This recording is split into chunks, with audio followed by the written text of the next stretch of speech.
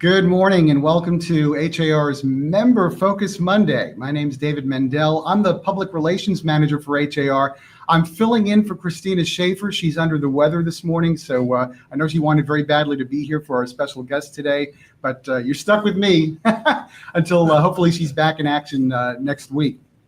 I do want to announce that today's episode is sponsored by ManageRentHomes.com. So if you'll stick around through the interview to the very end of the program, we'll tell you a little bit about their services and how they can benefit you.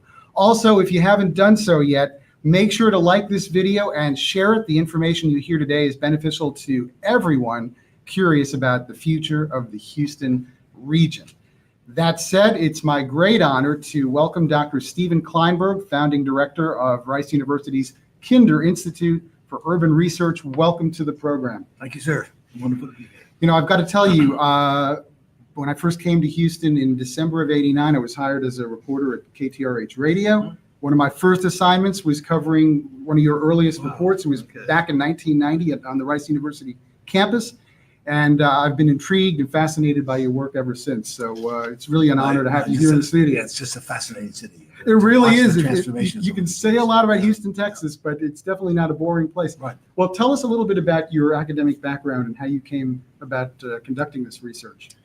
So I grew up outside of New York City. My father was a professor at Columbia University, actually. So I'm a second generation academic. I went to a wonderful small liberal arts college called Haverford College near Philadelphia, and then Harvard, and then taught at Princeton. And then we got this offer to come to Rice. We said, well, we've never been outside that corridor. We'll go for a couple of years. And Rice was wonderful. Houston was in the midst of this incredible boom.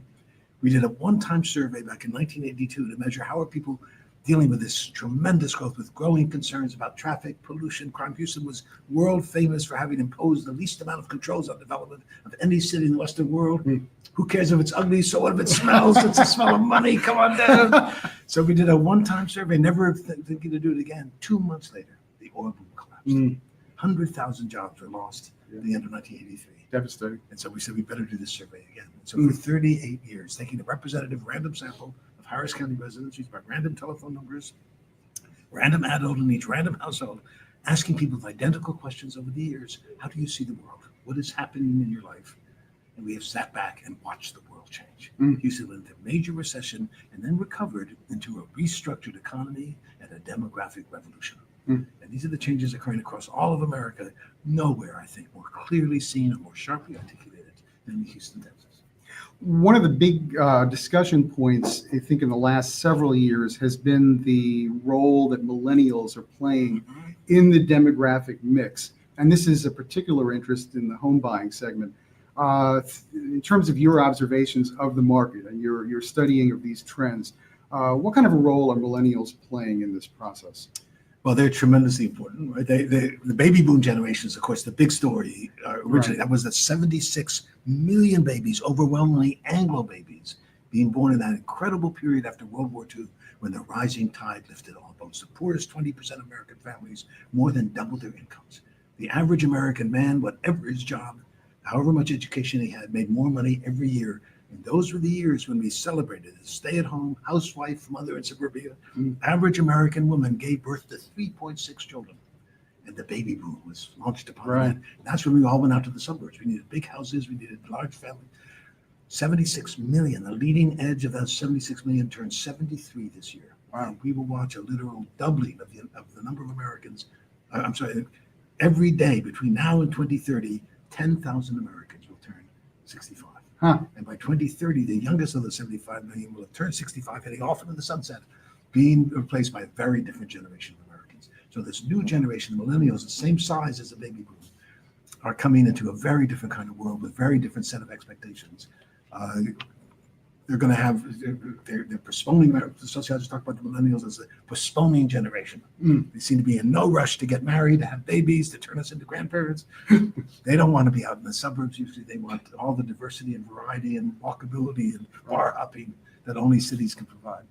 And when they do have kids, they're going to have 1.7 kids as opposed to 3.5. So that means a different kind of sense of what we're looking for in terms of housing, in terms of needs, and we're living these incredibly long lives. So the other key thing to realize is that we all went out to the suburbs when 2/3 of all American families 1970 had children living at home. 2/3 of all the households. Then it was 1/3, and the census thinks by 2020 about 1/4 of all the households in America will have children living at home. All bunches of us are empty nesters. The kids have grown up. I'm in my late 30s, late 40s, early 50s. I've worked downtown. I love the ballet and the symphony. I still want to have to drive every day. Yeah, Give me a choice. that's right. And the fastest growing age segment, coming back to what we were saying earlier, are men and women over the age of 80, growing faster than any other segment. So we're building, so that it's not surprising there's a return back to the city kind of movement. There's a sense of, if I do go out to the suburbs, I want a smaller place. I want a place where I can have alternatives to the automobile. The other thing that's interesting about millennials is that they don't want to drive. I couldn't wait to drive. I was the same way. To 16 to get your car. Freedom. It's empowering, yeah. Why do I want to drive? I want someone else to drive so I can text my That friends. is so true. I'm seeing that with my own kids. Yeah. So it's a different. I think what's critical for the housing industry is to realize is that we're different folk today. Yeah. We're different people. Yeah. And our housing needs, along with many other needs, are going to be very different. One thing I have noticed, and this is just from personal contact, nothing scientific by any means, but I'm seeing a lot of these kids they're graduating from college, or they're out of college, they've worked a couple of years and maybe hit upon some challenging times, and they're moving back home. So suddenly the empty nester couple That's a good point. is embracing, the kid's back in the house. They're not going to, keep the door locked. It's like, oh, Johnny's coming home, and we got to make room for him. He's back in his old bedroom. And you've also got on the other end of the spectrum, older folks, old parents, who are also moving. Yes. Their middle-aged children. Where the kids have now they're almost doing the parenting now for aging. Yeah, for or the sandwich generation, as they call it. Yeah. Did any of that factor into your research, or are you seeing that being more on the periphery in terms of being meaningful? Yeah. So we're asking people how they view the transformations that are going on in the country, the comfort with diversity, support for immigration, attitudes toward gay rights and abortion rights. Millennials see a different world, and the most powerful predictor among Anglos in Houston of comfort with diversity and support for immigration is age. Younger Anglos are growing up in a world where they just take for granted this diversity that we older Anglos are still struggling to accept. Wow. And you can see that across the board. The population said, "What's the big deal? This is what I love about America. This is who we are." And the growth of Latinos and Asians in America today is no longer new immigrants. It's the 100% American kids who are the children of the immigrants of 25 and 30 years ago. And that changes everything. Will they ever learn English? Will they ever come out of their co-ethnic enclaves? Will they ever become Americans? We are falling in love with each other, marrying, making multiracial babies. Right. So it's a different world that millennials are sort of totally comfortable in. That we older Anglos, because we grew up in the 60s and 70s, that was a different place. Right. And so that's sort of the most fascinating thing for us in these surveys is how the combination of biography and history shapes the way people see the world. In the last 2 years of doing research, everything post-Hurricane Harvey, did that disaster factor into any of your research in terms of demographics, movement of people, and if so, how? Sure. I mean, every year we sort of take a look. What questions do we need to repeat over the years, and what are some new questions that need to be asked? And of course, the flooding experience 6 months after Harvey in April of 2017, we do our survey in February and March of the following spring. So we ask people, what's the biggest problem facing people in the Houston area? In 2017, before Harvey, 1% mentioned flooding or storms. 15% said storms. Oh, that's a sizable jump. Yeah. And then this year it dropped back to 7%. Wow. So it's not as salient as it was right after the storm, but still there. And so we've repeated some questions from past. So you can see a city that has that under. We asked the question, for example, do you agree or disagree with this statement? It is virtually certain that Houston will experience more severe storms in the next 10 years as we experienced in the last 10. 75% right after Harvey said they agreed with that statement. 74% today. So it's still there, still powerful. That sense that we're in a different world now, where floods and storms are going to be a central challenge for us as we go forward. Yeah. But less salient, less immediately in people's minds. One of the things that was fascinating to me is that a lot of the people who were in the Ireland area so heavily hit and affected by Hurricane Harvey in terms of flooding, Many of them have spent decades living there. Their families have Sure, always of been there, course. and they were determined to stay there. So these people have gone through like multiple rebuilding because in some cases it wasn't Yeah, just Harvey. There were other. 15,000. Yeah, they've lifted their houses and they're determined to stay. And it's on some level, you've got to admire that sort of determination. It's just interesting to see that some people didn't it's- want to leave the neighborhood. We now understand, I think, across the board that water is going to be a reality in Houston for the rest of our eternity. Yeah, I mean, that's it right. always has been. It was a serious. This was a swamp, mosquito infested, yellow fever.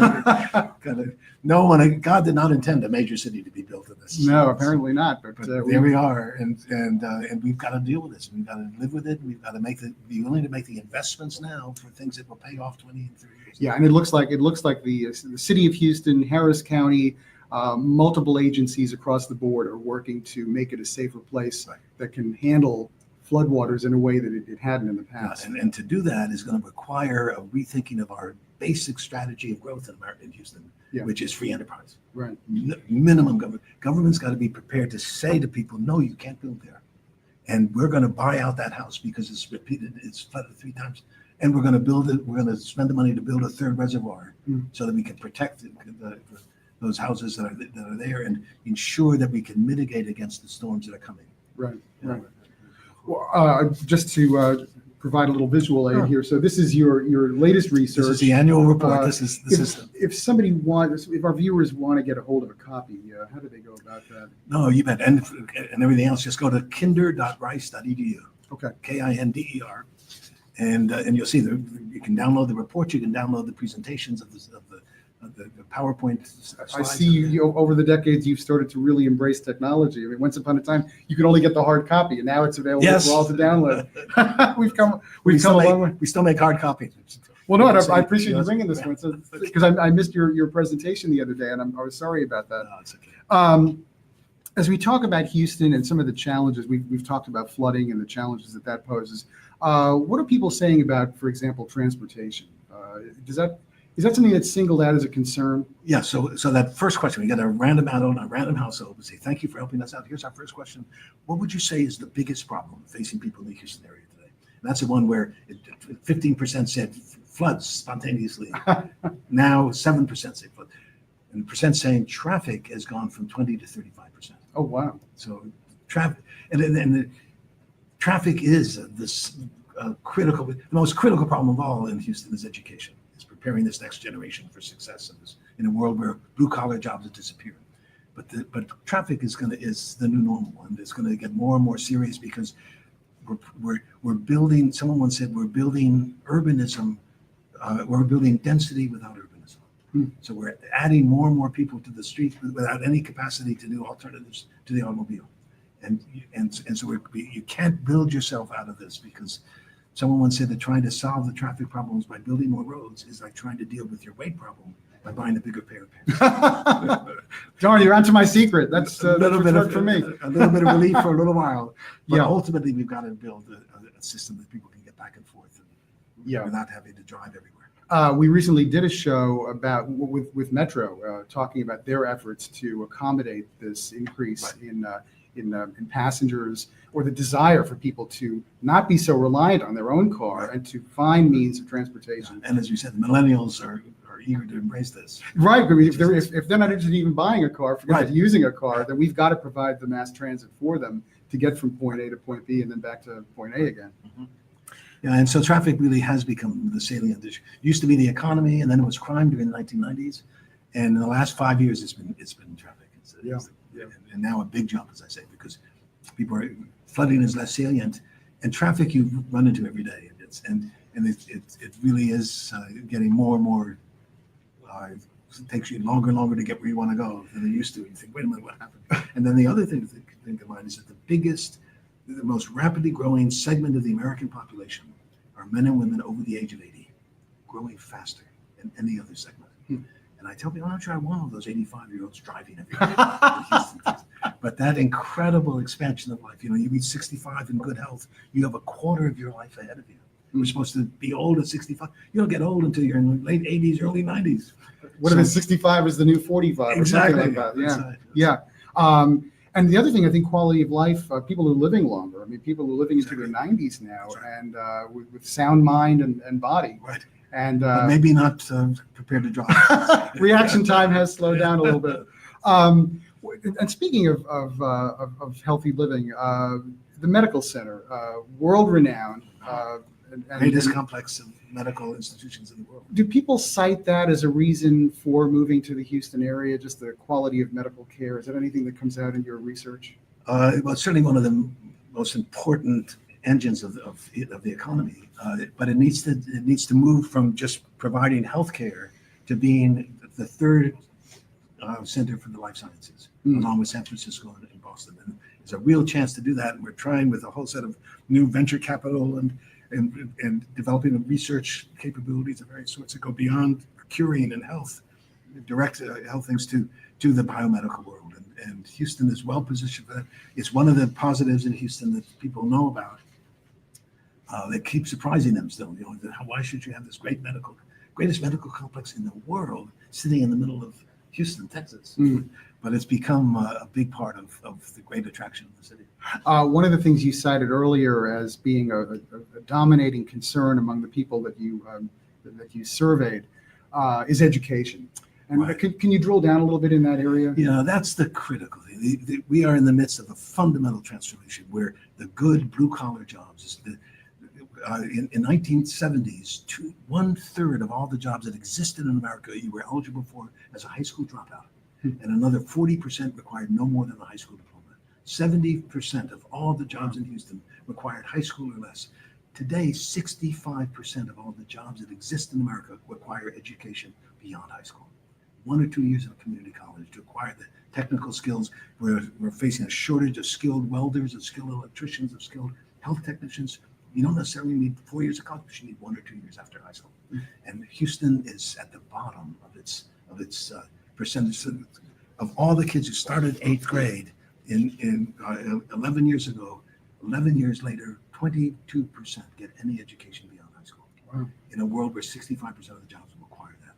So it is the central question for the Houston future. Will we make the investments today to ensure that this next generation has the skills they need to compete in the global economy? Or will we instead create a major increase in an underclass of largely African-American, Latino young people who are cut off from the chance to earn enough money to support a family in the global knowledge economy of the 21st century? It is the great question for the American future and especially for the Houston future. Our guest today is Dr. Steven Kleinberg with Rice University's Kinder Institute. I don't want you to feel like I'm dominating the show here, so please, we want your questions as well to kind of fill out the program, so it's not just me running the show here. So the survey, what are we seeing in terms of home ownership trends? And you mentioned the fact you got millennials that don't want to drive, but I'm guessing that we've got to factor into their concerns as they look for jobs is perhaps proximity to that job and not having a major commute from home to work. Right. Does any of that come through your research? Well, what comes through especially is the importance of education that people recognize, and that's a big driver, as we all know, to where you go to where you want to once you have kids, Right, and they right. start reaching school age. Do we want to stay in? More and more, they want to stay in the city if they can, and so what you're watching in Houston is simultaneous growth of both residents in the cities and residents in the wider, far-flung suburbs. But it's the concern about education is real and striking. One question we started asking back in the 1990s. It said, do the schools have enough money if it was used wisely to provide a quality education, or do you believe the schools will need significantly more money to provide a quality education if it was used wisely? Everybody believes, and so in the 90s, overwhelmingly 60 to 40% said they got all the money they need, they're wasting it. And we came back last year and it was reversed. 58% said the schools will need significantly more money to provide a quality education. That's a kind of a sea change in the general public's understanding. We've got to make real investments here. Yeah. And so they go out to the suburbs because the schools are better there, and schools in Houston are overcrowded, underfunded, and that's going to be a critical part of the challenge too. And we're beginning to rebuild some of the school systems, even in the HISD, with the new Kinder HSPVA. What is it? Houston Visual and what is it? Oh, performing visual Thank arts. you. Yeah. High School for the High School for the Performing Visual Arts, which is just a wonderful school, Right. in the theater district where it belongs. Yeah. And the Carnegie schools and stuff. So we're beginning to see some improvements in, despite the sort of dysfunctional school board that we have at the moment, and the challenges and the challenges they faces. But there is a universal understanding in Houston. Education, always a nice thing to have, has become absolutely critical. And it's an important reminder also that Texas is at the bottom of the 50 states, and it's spending on education because you didn't need education to make money in Texas. The big Texas fortunes were made from land and all the things you could do on the land: Right. cotton, timber, cattle, oil. Yeah. The source of wealth in the 21st century will have less and less to do with natural resources and more to do with human resources, with knowledge and skills. And that's where we're playing catch up, and we've got to make those investments. And it's interesting to see in our surveys, identical questions over time, the general public is saying, yes, I understand that. We've Right, got to do this. And I think it's fair to say you've seen a vast diversification in terms of the economy. Because like when you said, when you first landed here in the 70s, everything was about the land and what you could derive from that land. Well, But now you've got, there's biomedical, there's Right. the medical center, aerospace. It's so much more than just oil. Yeah, because actually, in 1980, 82% of all the jobs in this city were determined to be connected to the price of oil. Hmm. 82% of the jobs were oil and gas, and now it's about 40%. Still very important. And of course, the great challenge there is becoming energy companies rather than oil and gas companies. Right. We can see that beginning to develop. But right, it's a much more diverse economy, but still dependent on these clusters. And we need to develop those, and we need to make the investments to prepare for the future. When I started here at HAR, it was 2007, so the recession was just beginning to hit. And I remember every month I was writing another press release about, home sales are down. Home sales are down. Right. So I remember one day I turned to my boss and I said, I don't know what I'm going to do with myself when sales are up. And I had the first positive press release to write. And then but it came. It happened. it did. I've got to say, not to jinx anything, but the housing market has been strong. We hope it stays that way. But the growth has slowed, right? We used to be the fastest growing city in America. We're not anymore. Dallas is. Right. Dallas. I know. Our arch rival. But it's also a time now to start really making investments in the long-term future of the city. Understood. But I was going to say that, I remember, everybody thought, oh my gosh, these are terrible times, this recession of the mid 2000s. But when I talked to realtors who experienced the downturn of the 80s, which you were here for, it was almost sort of like, oh, Sonny, this is nothing. I mean, right. I mean, when they had the benefit of that comparison, it's like, no, we obviously we want to get through this, but it was nothing compared to the devastating effects of the 80s. Coming after a boom that was absolutely incredible. And this is a city that had known nothing but economic boom from its beginnings until that fateful date of May 1982, when the world changed for Houston. Wow. And it's taken all that. So it's taken us a while to sort of come to grips with that. Yeah. With those changes, and to realize that the future is now no longer. The way you measured the success of the city was the Hughes rig count. The more rigs that were operating anywhere in the world, the better. Yes. It's now, and you could just sit back and let it happen. They used to say you could dress a gorilla in a business suit, send them downtown, then you become a millionaire in a week. Suddenly now, the future depends on us, on the investments that we collectively make. Wow. In building the city for the future. What are you seeing in some of the outlying areas, Fort Bend County, Montgomery County? Do these factor into the research? I mean, Sure. you're looking at a broad area. It's not just Houston, city of Houston and Harris County. Right. But it's remarkable. I mean, so the city of Houston has about 2.2 million people. Harris County is about 4.4 million. The greater Houston metropolitan area, the 9-county area that's a CMSA of Houston, has about 6.5 million. So it's and we are what's called the MCMR, multi-centered metropolitan region. It's no longer city and suburb.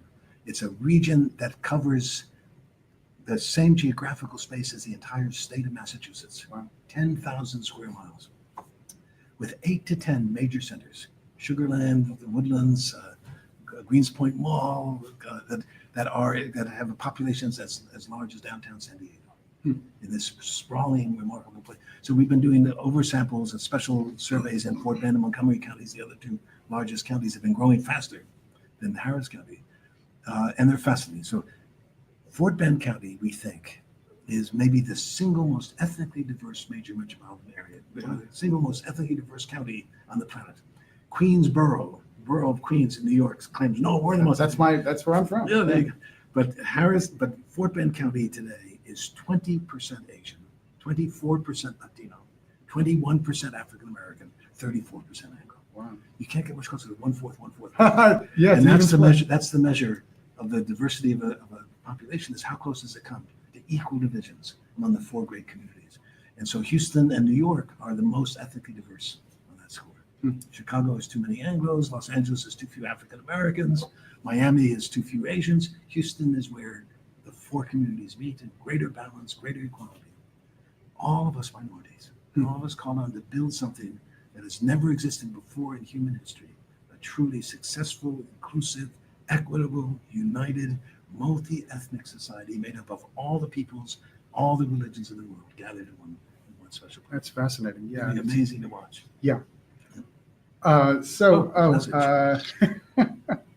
Question. Oh, okay. They're asking to repeat the name of the region. I think you were talking about Fort Bend County now in terms of the diversity, right?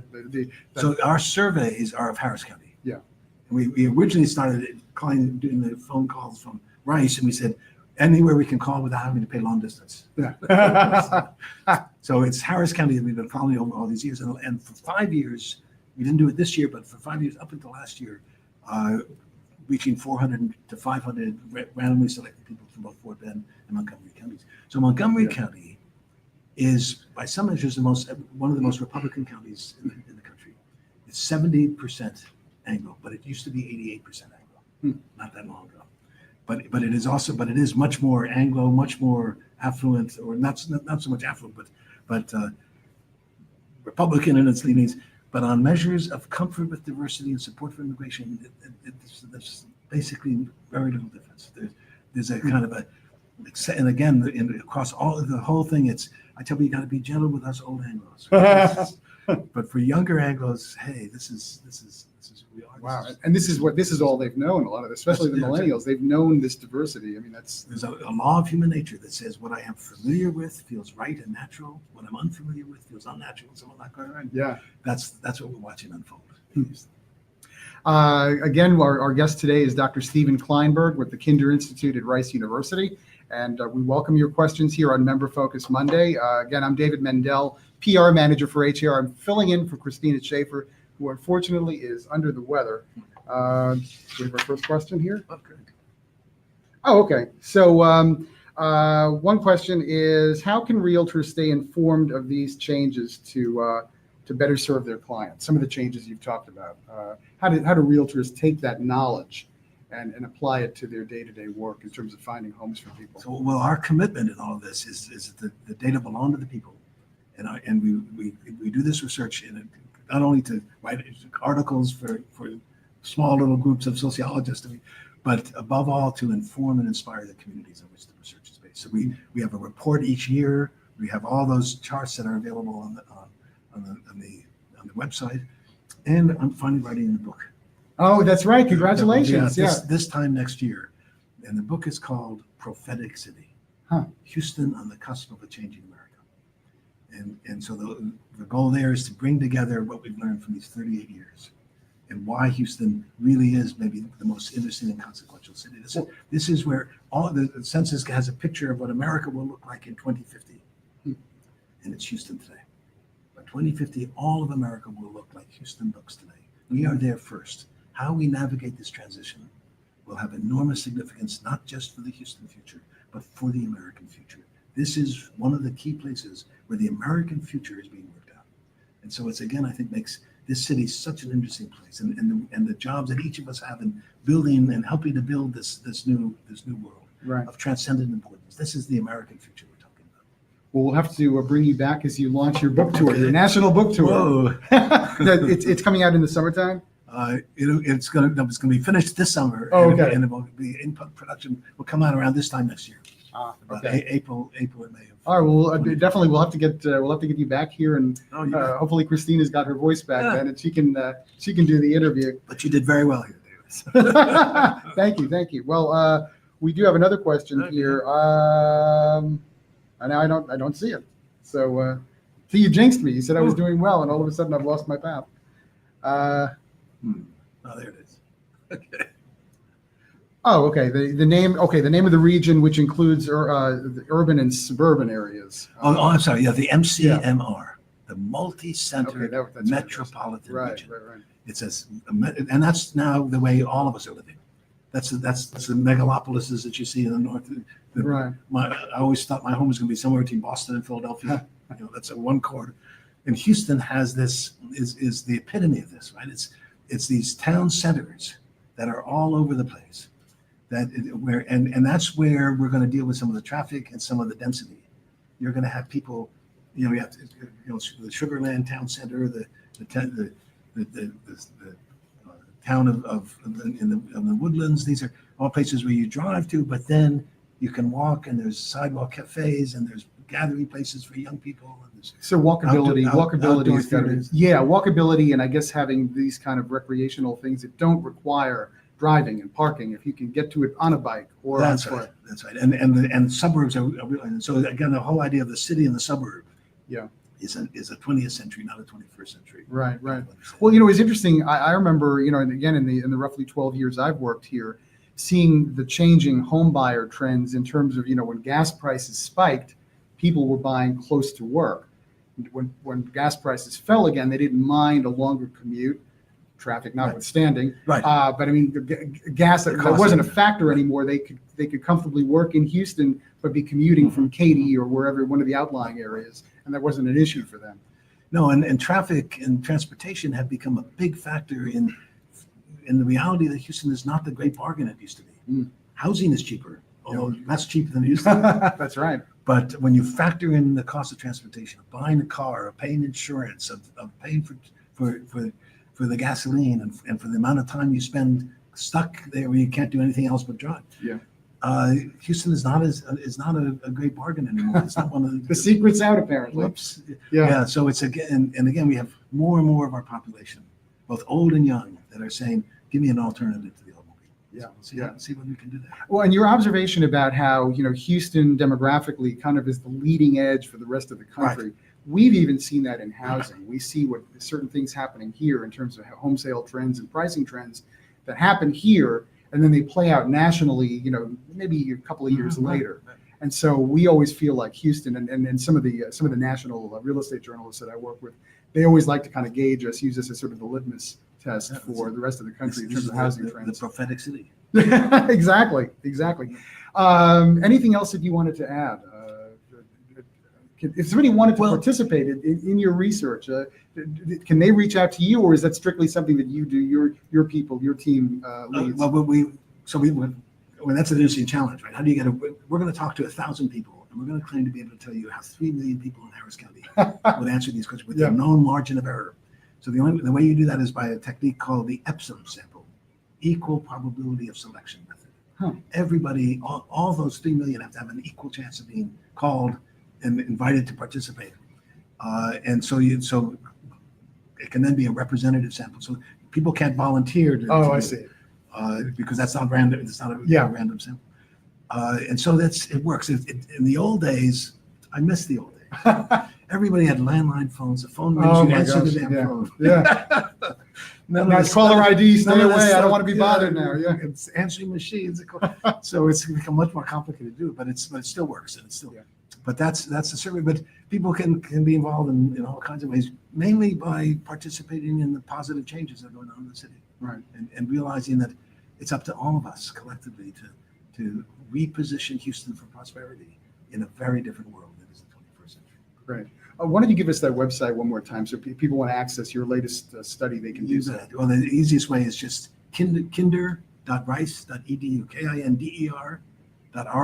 kinder.rice.edu. Okay. Oh, and before I let you go, we've got a question here. Oops. So Laney Brown says, I direct buyers to HR drive times, the drive time tool. Do you think the commute will become less of a factor with some of the other trends that you've discussed? Oh, great question. Well, that's the challenge, right? Yeah. This is a city almost uniquely built by, for, and on behalf of the automobile.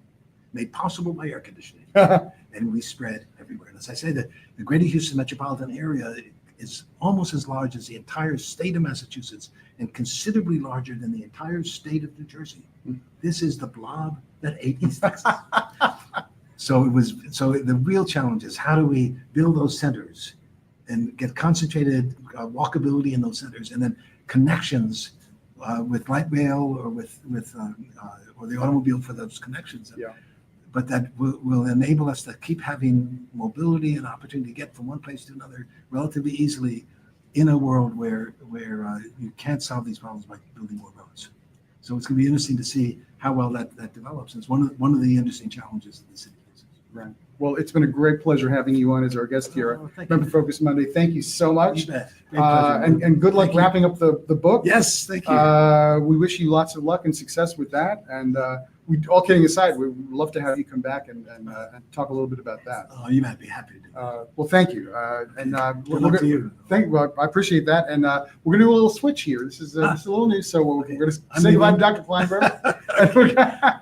Oh, they use you, they take everything they get, and they toss you aside. Yeah, so we're going to, as I mentioned at the beginning of today's program, this is a little new for us here. We actually have a sponsor. We're sponsored by ManageRentHouses.com. And so with that said, I want to welcome you to the Good show. morning. This is Wojciech Keats, and you are president of ManageRentHouses.com.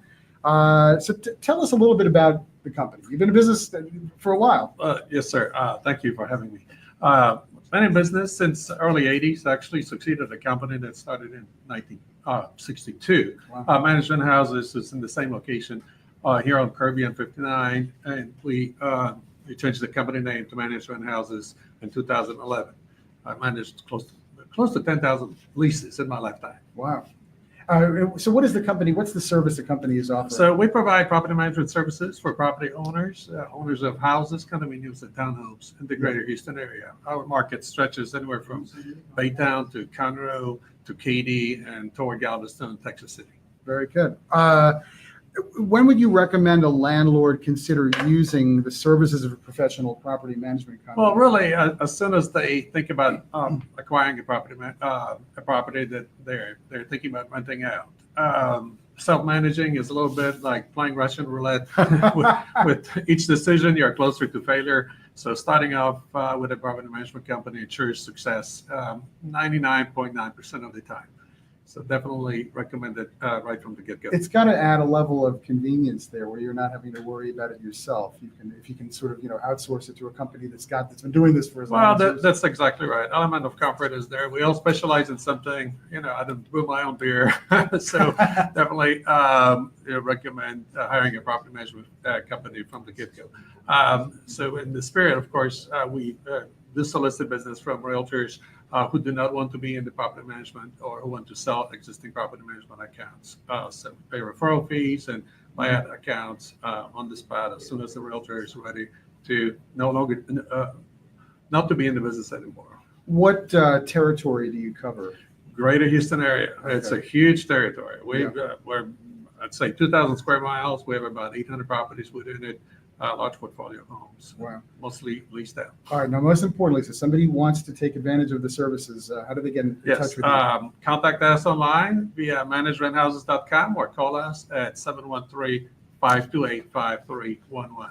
Well, Wojciech Keats, a pleasure having you on Thank here. you so much. We appreciate the I sponsorship. appreciate it. And well, that's all for today's Member Focus Monday. Be sure to tune in next week. We'll be joined by Jeremy Conaway, our strategic architect for HAR. He'll be talking about the value proposition, why you need one, and how to create it. Hopefully, Christina Schaefer will be back next week. It's been my great pleasure hosting in her place today, and we'll see you next time. Thank you for watching.